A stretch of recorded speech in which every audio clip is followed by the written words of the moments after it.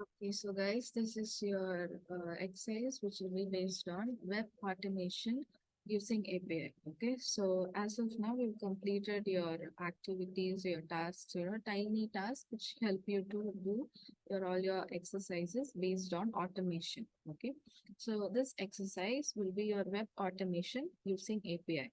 Okay, so I'll just tell you the common terms which you're supposed to know here. Okay, the first one is your API automation. Okay, so as of now, we'll be very clear about what is automation about, right? So now what is API automation? Okay, so API. Okay, so what does it do for you? Okay, so when I tell I'm going to use API automation, okay, what do I expect? Okay, as an outcome, okay, we'll discuss all that. Okay, so when I tell, okay, it's API automation, it simply means, okay, I'm going to fetch data. Okay, fetch data from a specific website. Okay, from any online websites. Okay, so that is what your API automation is going to do. Okay, it is going to fetch, okay, and the data will be extracted from this website, okay, and it will be displayed when the program is run. Okay, that is your aim here. Okay, so probably you have your data here. You have your data, okay, and there is a specific website here. Okay, so now you are going to fetch the data. Okay, you are going to fetch the data from here. Okay, and when you're going to run the program, okay, probably this will have to come up as a message box or something. The data which you have fetched should be displayed here. Okay, the data which is fetched should be displayed here. Okay, that is the expected outcome, okay, of this exercise. Okay, so I hope you have understood what you're going to do and what is API automation mean or what does it do. Okay, okay, so now I'll just show you how it works. Okay, and the common terms which you're going to use here, that is your activities which you're going to use, and we'll look into the working, and then I'll let you know how to do the exercise. Okay, your first one is your HTTP client. Okay, that is one of your activities, and the next one is your deserialized JSON. Okay, and the last one is your message inbox. You're just going to use three activities, three steps as it is, okay, to extract the information from the websites. Okay, your first one is your HTTP client.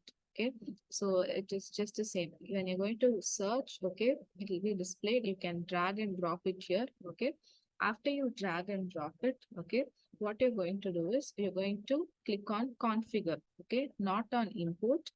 Click on configure. Okay, and we have a website. We are going to try to extract data from this particular website called official joke with random jokes. Okay, so I will probably post this website for you, website link for you so that you can use the same.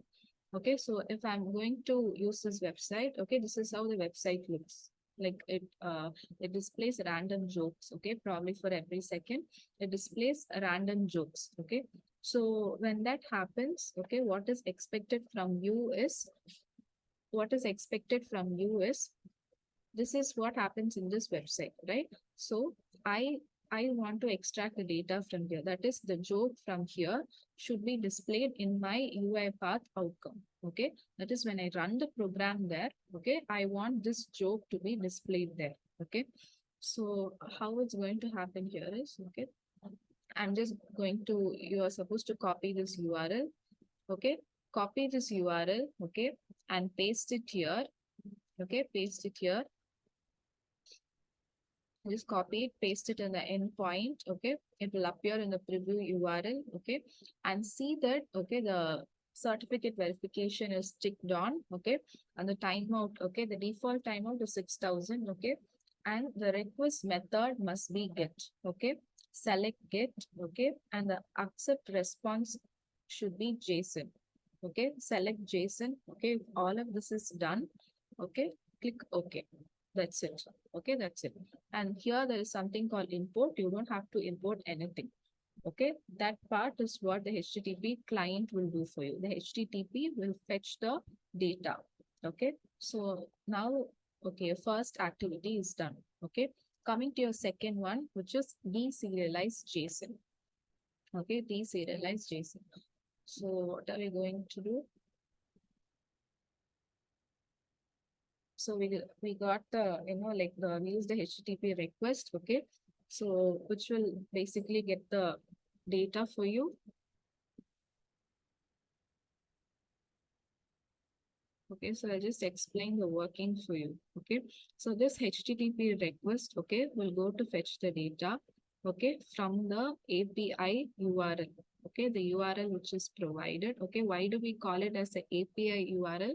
Because if you notice here, okay, none of the URLs will have something called, this API in their own URLs. Okay, this official joke is a website. Okay, we have added this API inside so that we are able to extract the data. Okay, so that is why it is called as API URL. Okay, and from here we have provided this in the endpoint, right? If you remember here in the UI path, right, we have provided this as a endpoint, right? Okay, and the reason is so that this will help the server, okay, this part, okay, where we give the API URL to the endpoint will help the server to fetch the data, okay, this will go fetch the data, okay, this will go fetch the data from the server, okay, from the server. And this, when the data is fetched from the server, okay, this will be displayed in JSON format. Okay, the data which is received will be in JSON format. Okay, so what is a JSON format? Okay, this JSON format will have all the keys and values. Okay, will have JSON format will always be in the format of keys and values. Okay, each key will have a value. Okay, that is how it works. Okay, so after the data is fetched, okay, this is where your deserialized JSON comes in. Okay, that is your data is fetched, it is in JSON format. Okay, now to give it into a process, like we are trying to convert it into a string, okay, and then to an object so that we are able to get the output as we have decided to be. Okay, so now your data is fetched, your server has done the thing, and you have it in your JSON format. Okay, so now what you are supposed to do here is, okay, go back to your HTTP client, okay, client, and here, okay, on your right side pane, okay, check if your, again, you have to check if your certificate verification is true. Okay, your display name is given as the activity name, that is your HTTP client, and also check out your milliseconds. Okay, that is, I've already told you the default one is 6000, so it should be in 6000, and your accept format is JSON, your request method is guest, and your request URL should be the same one. Okay, and coming down, probably drag it down, and you have something called response content. Okay, here you are going to create a string. Okay, create a string, that is str, which stands for string API response. Okay, create it, and here in your response status you're going to create a status called int, okay, as an integer API status. Okay, so why are you doing all this? Okay, because your uh, the data which you're getting is in JSON format, and you are going to convert it into string, which will be later converted into object. Okay, that is the work of your deserialized JSON. Okay, so before that, okay, you will have to create all these strings so that it has a place to store the value. Okay, so that it has a place to store the value when the program is run. Okay, that is why we are creating all these strings and ints and variables here. Okay, so see that you create all this after this. Okay, you can just search for this activity called deserialized JSON. If you have created it, all you have to do is you will have to just put in the variable here, that is string API response. As you do it, okay, as you do it, check on the right side pane again. Okay, check on the right side pane and check if the JSON string here is str API response. Okay, and also check if your type argument is Newtonsoft. Okay, and you should also create an object. Okay. First, what did we do? We created a we created a string. Okay.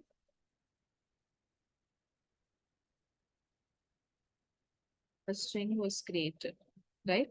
And now we are creating an object.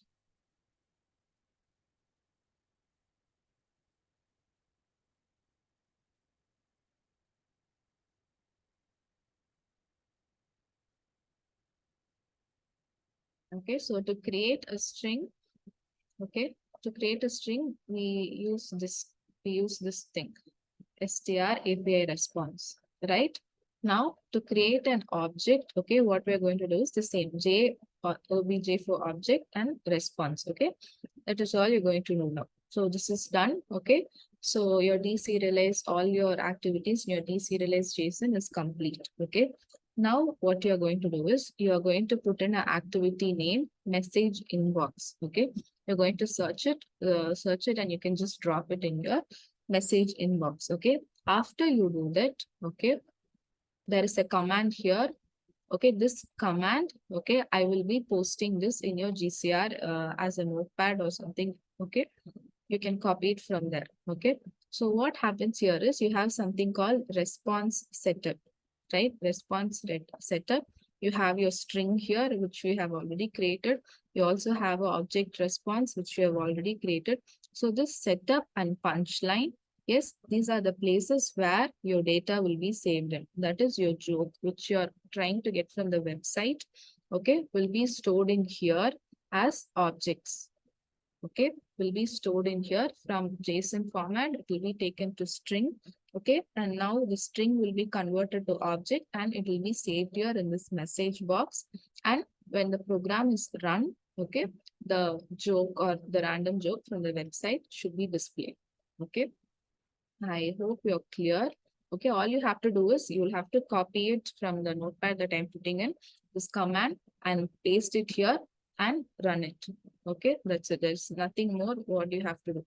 If you want, probably you can just check here if the text which you have given is the same as which you have given here in the box. Okay, that's it. The only three things which you look, the activities which you're going to put in here is HTTP client, deserialize, and your message box. Okay, that's it. What are we trying to do? We are trying to get the data, fetch the data from the website, okay, and bring it as an output when we run the UI path as API automation. Okay, and what happens when you do that? When you fetch the data, it is brought in a JSON format, and then a JSON format as in key and value. Okay.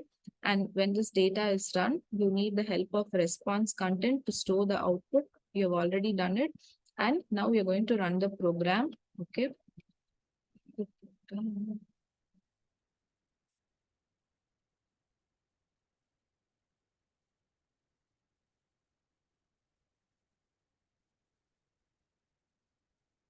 Okay, so I think it's visible, right? There's a joke here, right? Something. So I'll just give okay, and I'm going to run again to check if it is giving different jokes every time. Okay.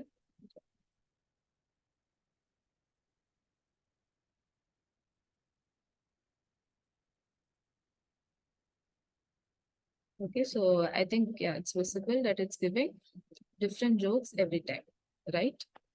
Okay. So I think you're clear with this exercise, okay? And another thing, when you're trying to extract, data from different websites, another important fact is that, okay, the API URL is not the same for all the websites, okay? So as you can see here, the API we have given here is under api.appspot.com. This is not the same for all the websites, okay? Each website, okay, pertains or stick to its own, it has a different API URL. Okay, so if you're planning to try for a different website, you will have to first find its own API URL and try it based on it. Okay, I hope you're clear with the output. Okay.